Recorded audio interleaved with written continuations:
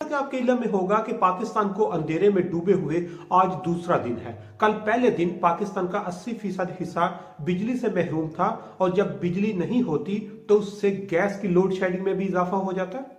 इसके साथ जो इंटरनेट सर्विसेज हैं वो भी डिस्टर्ब हुई और जो ही इंटरनेट सर्विस डिस्टर्ब होती है तो बहुत सारी बिजनेस एक्टिविटी जो है वो लिमिटेड हो जाती है। यानी एक मसले के साथ बहुत सारे नए मसाइल जन्म लेते हैं और उस सिलसिले में हर बंदे के ज़हन में बहुत सारे क्वेश्चन आ रहे हैं। कुछ लोग कह रहे हैं कि ये जो एकदम से बिजली का शॉर्टफॉल हुआ या एकदम से ये जो लोड शेडिंग जो है या पूरा पाकिस्तान अंधेरे में डूब गया, इसकी सबसे बड़ी वजह टेक्निकल प्रॉब्लम थी। कुछ लोग ये कह रहे हैं कि ये टेक्निकल प्रॉब्लम नहीं है, ये नाअहलियत है। ये जो डिपार्टमेंट्स हैं या जो सर्विस प्रोवाइडर हैं उनकी या स्टेट लेवल की इनएफिशिएंसी है।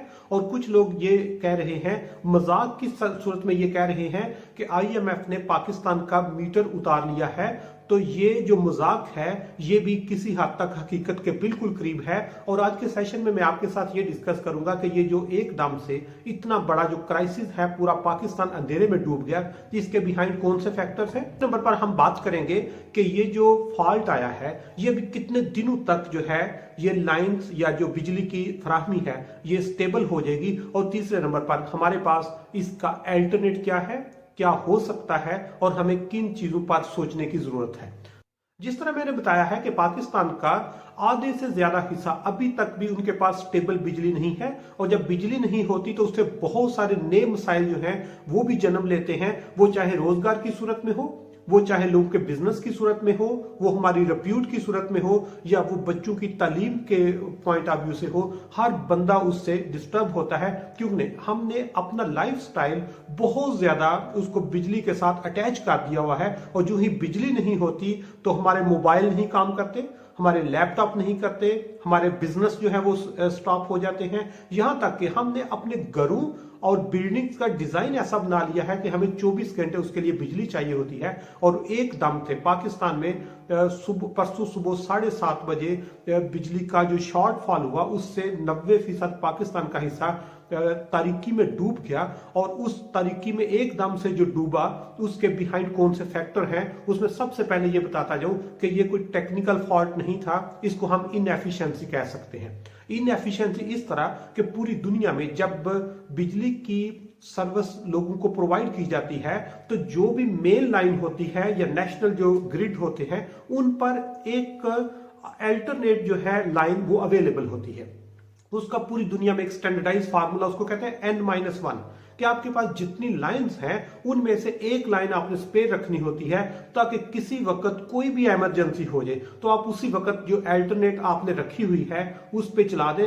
फर्ज करें मैं आपको N-1 को इस तरह हम डिस्कस कर सकते हैं कि अगर हमारे पास 10 बड़ी लाइनें जा रही हैं तो N-1 तो 10-1 मतलब 9 लाइनों को हमने इस्तेमाल करना है, एक को हमने होल्ड रखना है। जब कभी कोई इमरजेंसी हो जाए, जब कभी कोई टेक्निकल फॉल्ट आ जाए, जब कभी कोई तूफान कुछ भी अनफोर्सीन सिचुएशन होती है तो हम जो एक एडिशनल होती है उसको रख सकते हैं। लेकिन हमारी इनएफिशिएंसी की इंतहा है कि पूरी दुनिया में एक लाइन स्पेयर रखी जाती है, अल्टरनेट प्लान होता है, लेकिन पाकिस्तान के पास कोई प्लान नहीं है। पाकिस्तान के पास जो मेन लाइन जा रही है वो उस पे ही सारा इन्हिसार होता है। उसके पास बाद हमारे पास कोई अल्टरनेट नहीं जिसको हम इनएफिशिएंसी के जिम्मे में ले आते हैं।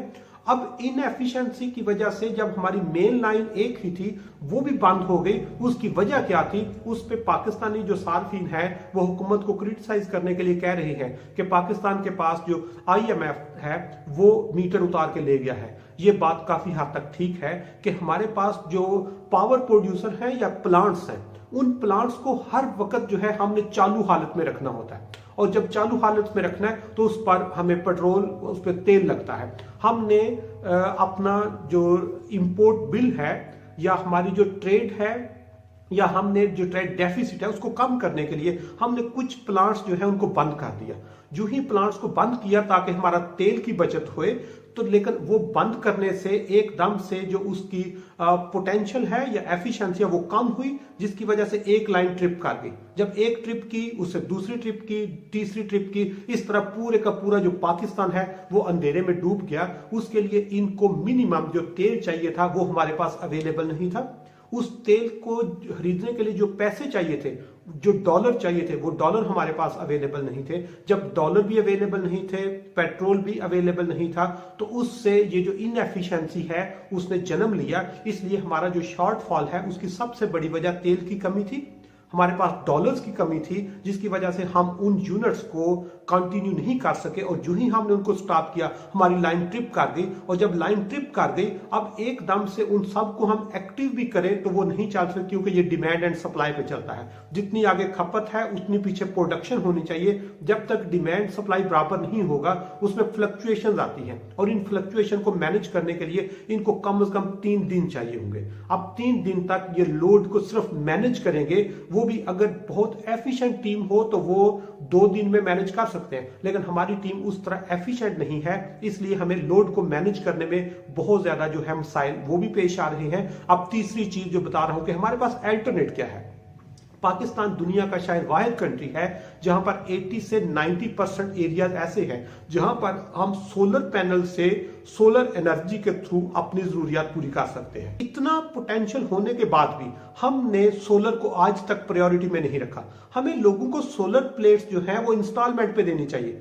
हमें छोटे छोटे घरों में जो सोलर के यूनिट्स हैं वो इंस्टॉलमेंट पे देने चाहिए। उसके लिए स्टेट को, जो प्राइवेट सेक्टर है, जो बिजनेस कम्युनिटी है, इनको उसको प्रमोट करना चाहिए, इनको सब्सिडी उस पर देनी चाहिए, ताकि हम जितना सोलर की तरफ जाएंगे उतना लोड हमारा नेशनल ग्रिड पे कम होगा, उतना लोड हमारा इंपोर्ट बिल पे कम होगा, उतना हमारा तेल पे इन्हिसार कम होगा। इसलिए जितना पाकिस्तान को क्राइसिस फेस करने पड़ रहे हैं, हर दिन कोई ना कोई मसला चल रहा होता है, उसके लिए हमें अल्टरनेट प्लान्स पे बैठकर जो इकोनॉमिक इमरजेंसी है उसके लिए एक प्लान चार्ट करना चाहिए, ताकि लोगों की जिंदगी जो है उनमें मुश्किलात की बजाय उनको आप अपॉर्चुनिटीज की तरफ ट्रांसफॉर्म कर सके।